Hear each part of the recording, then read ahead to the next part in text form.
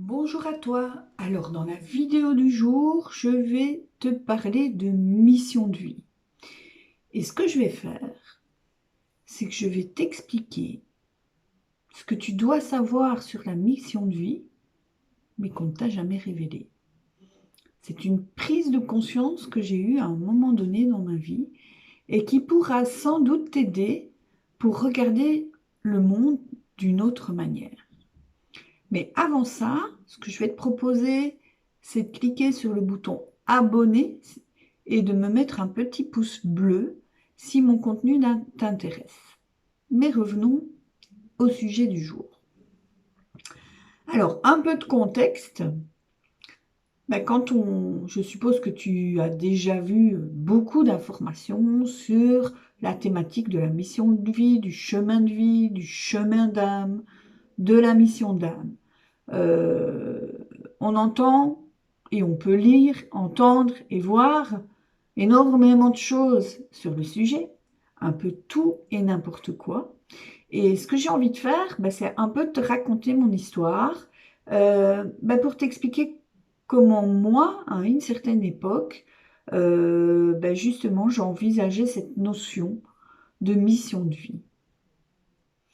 Alors, à l'époque, pour moi, la mission de vie, c'était quelque chose qui avait été décidé avant mon incarnation.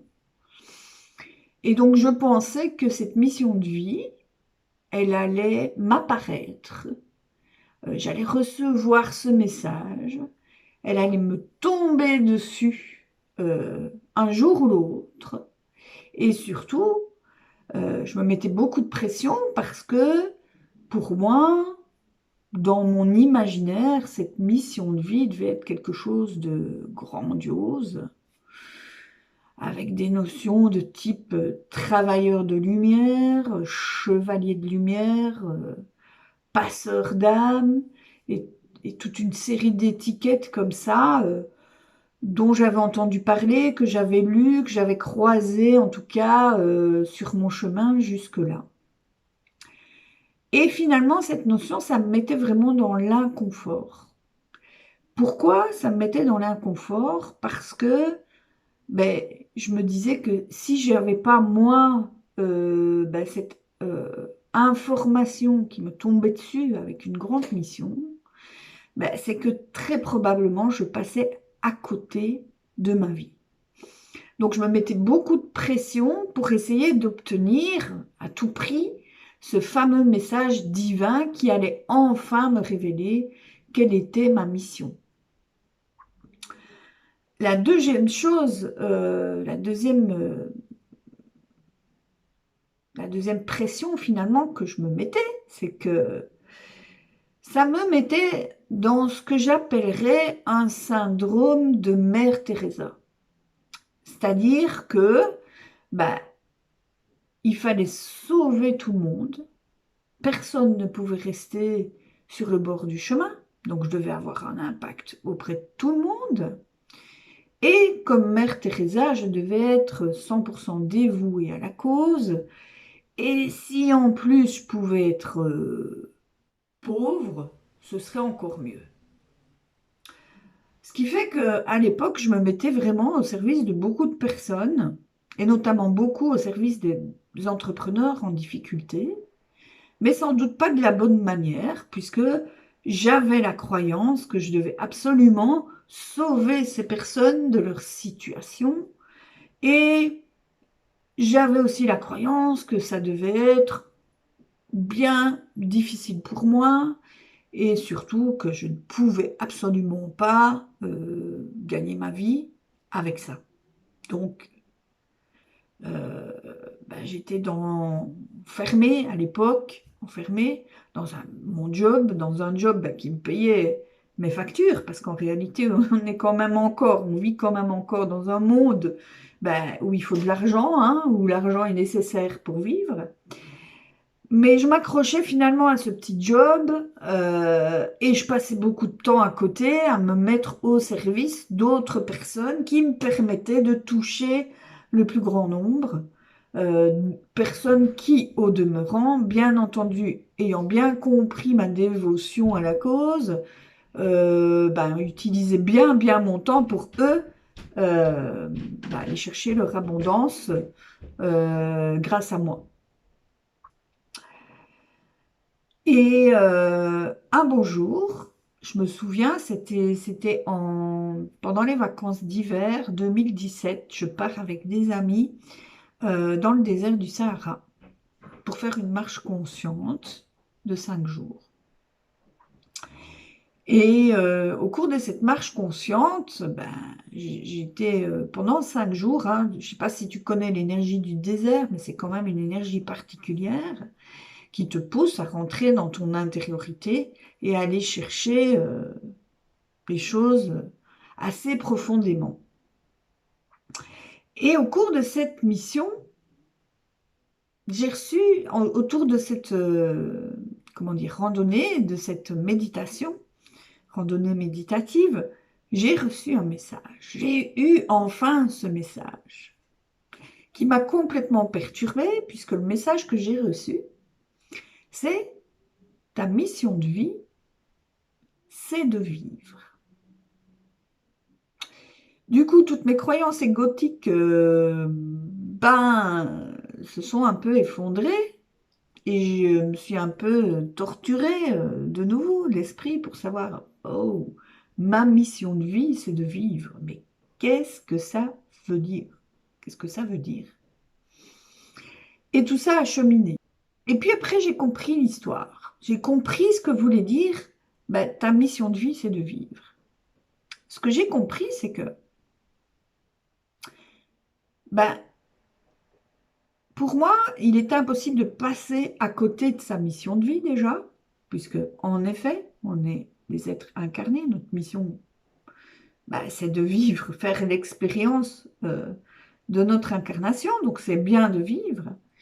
Mais c'est surtout de se poser en boucle, je dirais, 2 questions, enfin une question en 2 parties. La première, c'est qu'est-ce que je fais pour moi?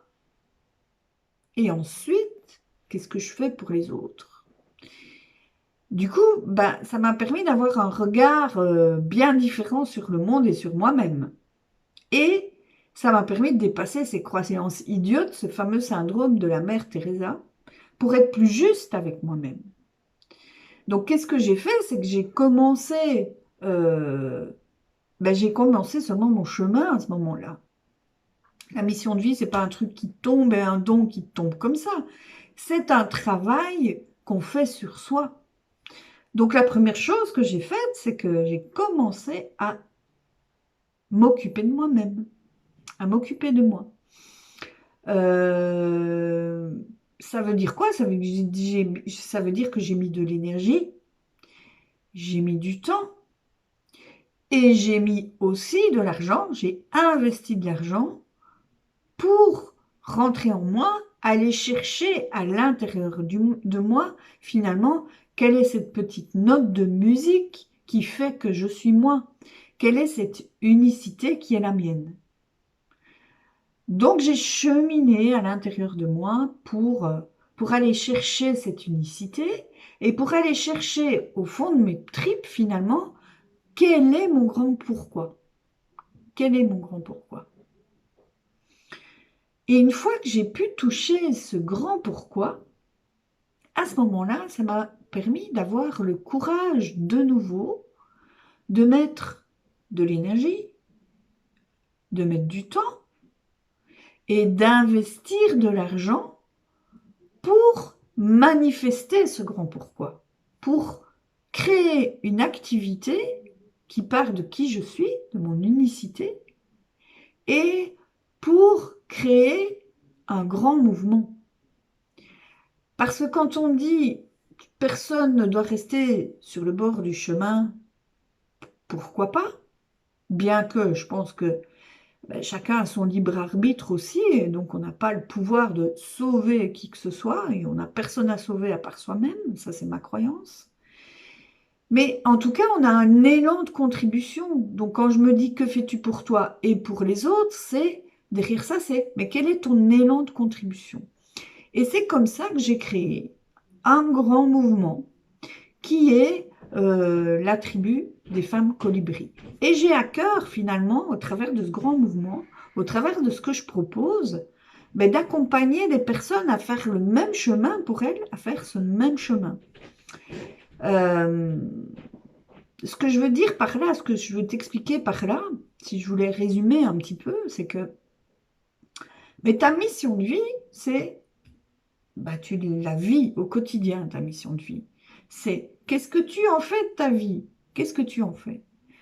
Et je dirais pour ça, bah, la première chose, c'est arrêter de penser que ça va te tomber du ciel et qu'il n'y a rien à faire. Non, c'est vraiment un cheminement personnel. Ça demande du courage d'aller chercher dans ses tripes quelle est cette unicité qui est la tienne.